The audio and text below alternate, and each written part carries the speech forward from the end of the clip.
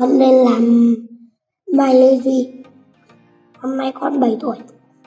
Con đang học tại trung tâm Robo Cầu Giấy. Robot của con là rào chắn tự động.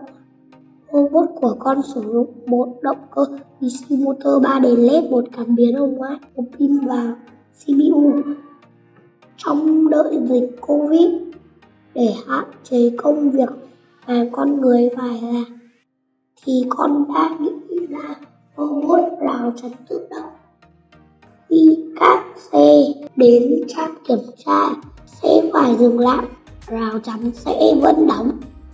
Khi xe đã được kiểm tra, xịt khử khuẩn đầy đủ thì cảm biến hồng ngoại sẽ nhận tín hiệu và mở rào chắn lên để xe đi qua. Hệ thống đèn LED sẽ chuyển màu theo các trạng thái. Nếu xe đang dừng thì đèn sẽ màu đỏ. Xe đã khử khuẩn xong thì đèn sẽ màu vàng. Rào chắn sẽ nâng lên, đèn chuyển sang màu xanh thì xe sẽ được phép đi. Sau đó rào chắn sẽ đóng trở lại và đèn chuyển về màu đỏ.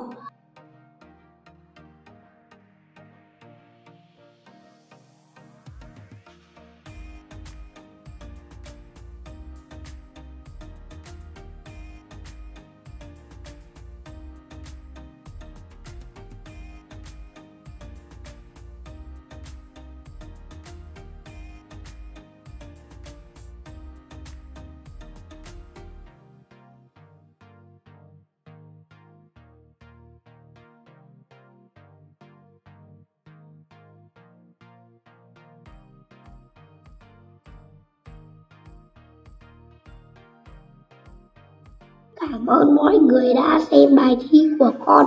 Hãy like, share cùng để ủng hộ con ạ.